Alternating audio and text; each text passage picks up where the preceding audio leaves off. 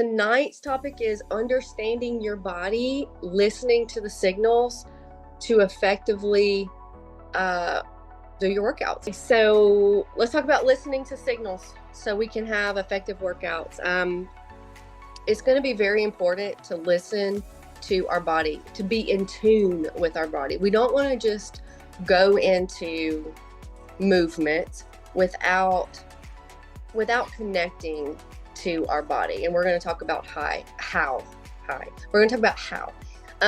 The reason why it's so important too is to prevent injury and to promote recovery. So let's talk about how we're going to do that.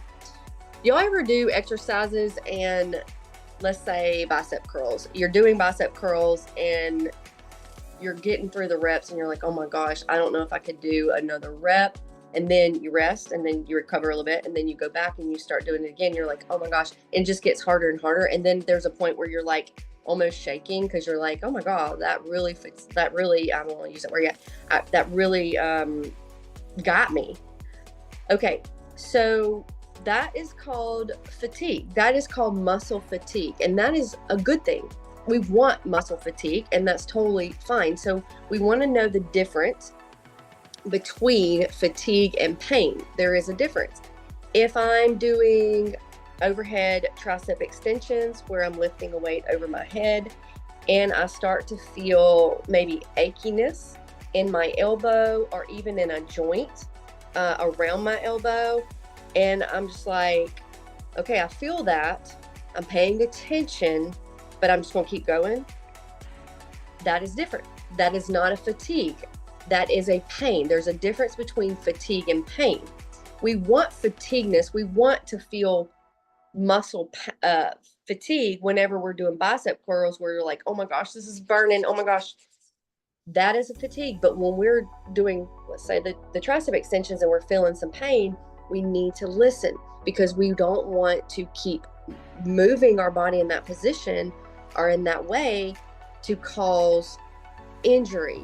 So we need to know, we need to pay attention to the difference between fatigue and pain. If we have pain, then our body's not liking it. And we want to support our body, support our muscles so they can get better at what we want it to do, which is adaptation to exercise. We want it to adapt to the environment that we're putting it in.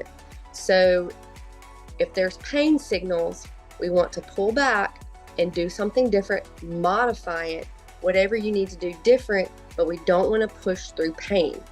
Now, muscle fatigue, we can take short breaks, recover it, and then continue on until we just can't anymore. And that is a good thing. You might be sore, but that's how we're going to create adaptation to our muscles to get the results that we want, which is strength and definition, endurance. So I want us to know the difference to that. When we do break down our muscle and we give the fatigueness, our muscles have to repair. And there's ways that it needs to repair, and one being to fuel your body. If we're working out and we're doing strength training, we're tearing down our muscles.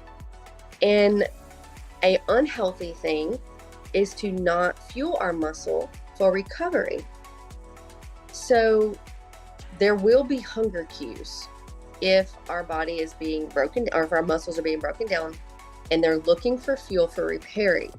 So we want to make sure that we are mindfully fueling our bodies. Now, depending on where you're at in your journey, it's ideal to fuel before and after workouts. That's ideal. But here's the key factors. When our muscles are broken down, they're searching for protein. They're searching for protein for recovery. So we know we have to get protein in. And it would be more ideal to get protein after workouts to help the recovery. But yes, protein before workouts too, just because it helps open up the protein, I can't think of the word, but it helps get them ready for the repairing and the recovery of after your workout. But the most important time is going to be at least after the workout for protein. So we want to make sure that we're doing that at least maybe about an hour after, hour and a half-ish after. How do we get energy? It's through carbs. Carbs are our energy source, our very number one source. Then second, it does go to protein, fat. If our body doesn't have enough carbs in, it will utilize our fat grams in our body. And then once it doesn't have that, then it goes to protein, which tear down muscle, which break muscle down if we're using up too many protein grams for energy.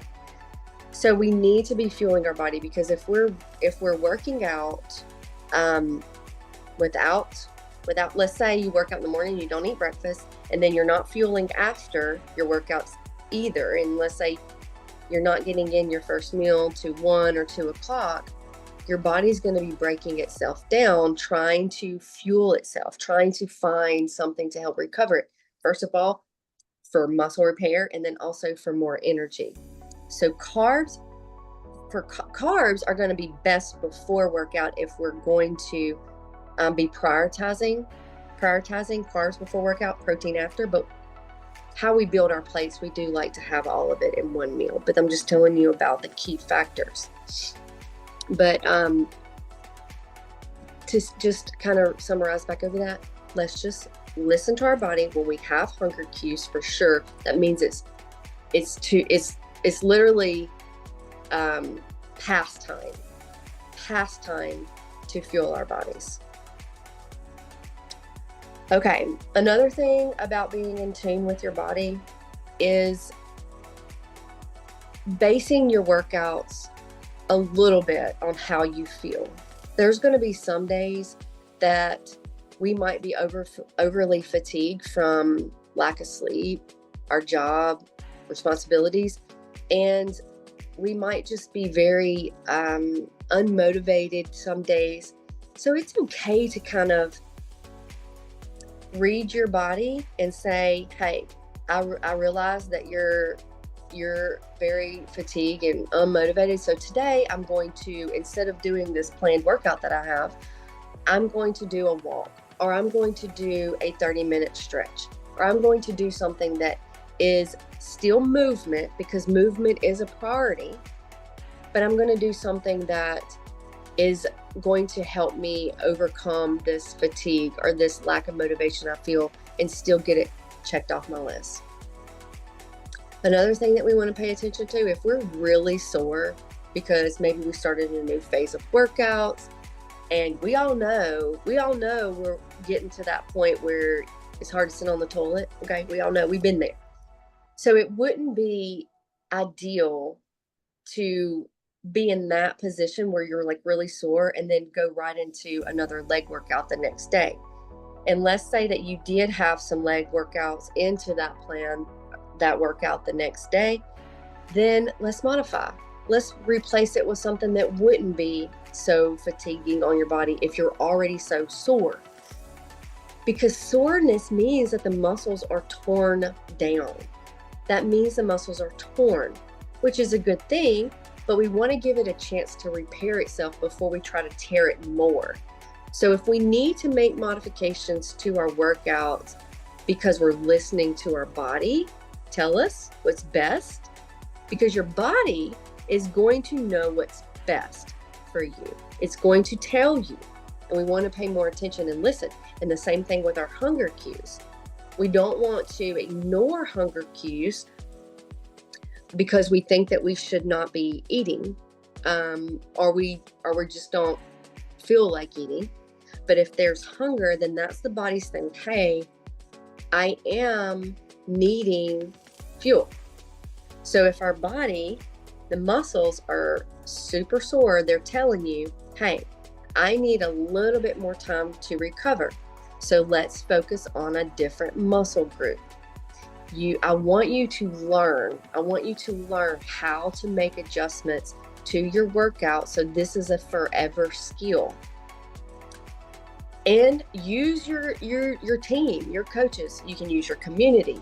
You can use your coaches. So if you're like, I am super sore on my legs today, my workout today has a lot of legs. How can I make those adjustments? If you don't know, ask. But if you want to try it out and see if you can make modifications, so that way you're not continually tearing down the leg muscles, that you can focus more on the upper body that day. And then maybe the next week you do that first workout and it's not, you don't feel as sore. You're like, okay, my body's adapting to this environment. And then the next day you could do the workout that was planned and feel more confident in doing so, because you're not breaking down the muscles even more when they haven't had a chance to fully recover yet.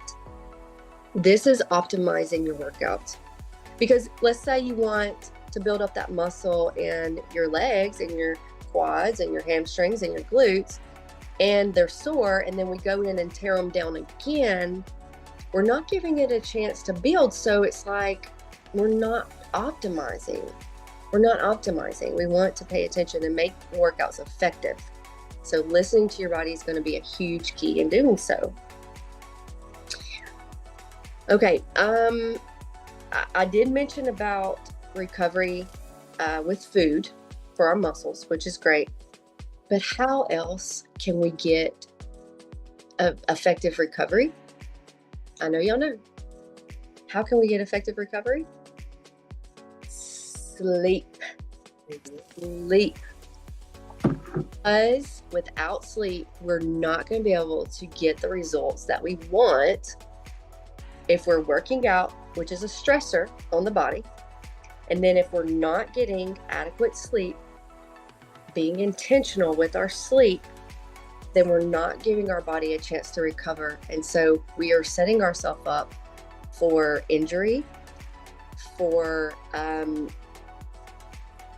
which we know if we don't get sleep, it could result into other things like emotional eating or not eating at all, not caring as much. Your give a S is out the window. Y'all know what I'm talking about. If you're not giving a lot of time to getting your quality sleep. Our muscles do the majority of recovering during sleep. And even our brain. So we can wake up the next day and have more clarity, have more motivation. It all results from our sleep quality. And if we want to recover effectively and we want to achieve the results that we want, even with weight loss, even with muscle definition, even with strength, even with endurance, all of it is going to lack if we're not getting in adequate sleep. If you find that you're trying to get in good sleep and you tend to be sore after every workout, like you're just constantly sore, then that could be a sign that we need to slow down a little bit, because the body is not being able to recover effectively for you, for what you're doing, what your routine is. So we might need to pay more attention and pull back a little bit, so that way your body has more time to recover, get more rest, and then we can progress it from there. Another way that we can be effective on workouts is the mind to muscle connection. And it plays a big role in muscle definition, building up strength and definition in your body. So how can we do that? What does that mean?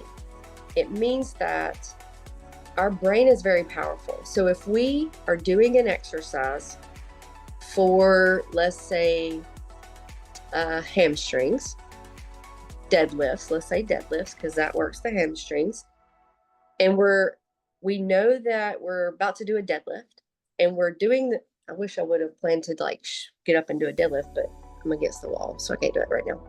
But if I'm doing the deadlift and I'm doing it not intentionally, not mindfully, I'm just moving in the motions.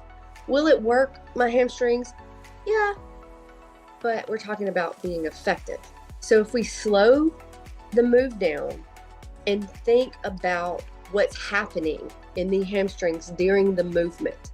So that means lengthening, going the hip hinge. So going into the hip hinge, the hamstring is lengthening. And then when you go up back to standing position, it shortens. It shortens. So we need that movement to tear the muscle so it can repair and get stronger and leaner and start showing that result. So we need to be thinking about that muscle. We need to be thinking about what's happening, because then it's going to be more intentional. It's the contraction, the lengthening and the contraction is going to be more effective. And that's with every muscle. That's with doing your bicep curls. If you're just sitting here going into just doing the motion, it's going to be hard to really see the changes because the mind is not intentionally thinking about the lengthening and the contracting of the movement. So when we're doing our biceps curls, think about the muscle. Think about the lengthening and the contracting of the muscle, and you're going to be able to get a more effective exercise, a more effective muscle definition. I'm trying to think of any other muscles that I wanted to bring up with that. To me, I think the back is probably the hardest to feel for me. And maybe for lots of people. I feel like the back is the hardest. So just do your best with thinking about it. So if you're doing a banded, like band lat pull down, just think about all those back muscles, the shoulder blades. Think about all of them moving. Whenever I'm doing back exercises, I think about the range of motion. So if I'm doing reverse flies, I try my best to get my shoulder blades to move as much as possible, create a good range of motion, because the more movement that I get back there, the more muscles that are going to help perform the movement. So when doing that, I want you to do your back exercises. I want you to think about range of motion. Try to move those muscles to the best of your ability. Questions about that, like my muscle connection. Okay. Another tip that I'm going to bring up again, I kind of just skipped over it, is slowing the exercises down really will help you take time to feel them. And sometimes, even if it's not on the plan, because maybe I'm not feeling the muscle the way I want it to, and sometimes I'll just pause in the move. So, for example, today, so it was today, I was doing tricep kickbacks. So I'm at my hip hinge, and I'm doing my tricep kickbacks. And I wasn't feeling the connection the way I wanted to with my triceps. So what I started to do is whenever I would do a kickback, I would try to pause, which the weight was too heavy to pause, but it was engaging them hard. So I would go pause, and then I'll let it slow, like a resistance on the way back. So I would go, try to hold it, and then bring the resistance back, because I wasn't just letting it swing back. I was letting it come back with resistance, because that was the way that I was modifying to create my muscle connection, because I wasn't feeling the tricep that I wanted to feel. So I created the isometric hold to the best of my ability, and then a resistance on its way back. The same thing with biceps, the biceps too. So if you have too low of a weight and you probably need to move up, you just don't have it available at home or even at the gym if it's not there, you can create more muscle connection with slowing the move down. So for a bicep curl, if I'm doing my bicep curl, right? And then I'm like, I don't know, man, I'm not really feeling my muscles that much. Okay, come up and slow the move down. Add the resistance on the way down too. So that way it kind of forces it to connect. Um, Same thing with leg workouts as well. On the deadlift, I will pause sometimes at the bottom because maybe I'm not feeling my hamstrings as much as I want to. So I might do my deadlift and then pause a little bit, like a 2-second pause, and then come up. Now, sometimes we know Kelly will put pauses in there and she just forces us to do it, which is fine, you know. But we need to be our own, you know, coaches too. Because if we're not feeling it, then let's create a way to feel it. If we can't move up in weight, then what can we do to change the move to create that mind-muscle connection? Because that's how we're going to achieve the result way faster.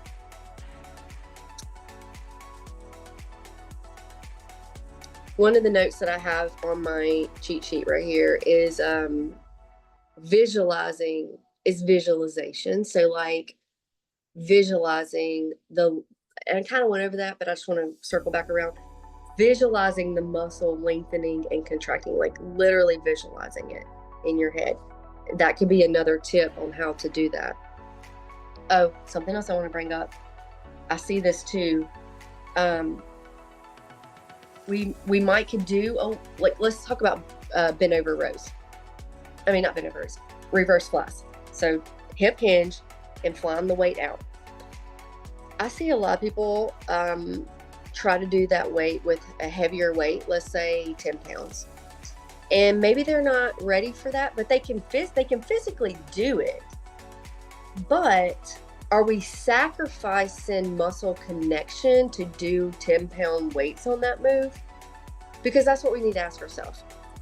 Because sometimes we need to just focus on feeling the muscles move, and maybe we don't need to be messing with that 10-pound weight yet. Maybe we need to just go back down to a 5 or 8 and practice the move to create the mind-muscle connection, thinking about those muscles moving and lengthening and contracting. And then once we get that, we're like, okay, I do feel a lot of movement in my back. I do feel it. Sometimes we can create more feeling of the muscle with doing a lower weight because we can pay more attention to the muscle. So I don't want you thinking that you're more successful because you can lift heavier. The success is in feeling the muscle. The success is paying more attention to the form and the effectiveness of the workout. That is more success than lifting a heavier weight. So I want to kind of, bring that to light, because I know we like to lift heavier and say, oh, God, I'm moving up weights. Because that's, of course we like to do that. But we got to think, am I really giving myself the best possible chance to build that muscle? Or am I just doing the movement to do the movement? So we got to ask ourselves that. And then we can increase weight once we get that mastered, because we want to make sure that we are building the skill of form.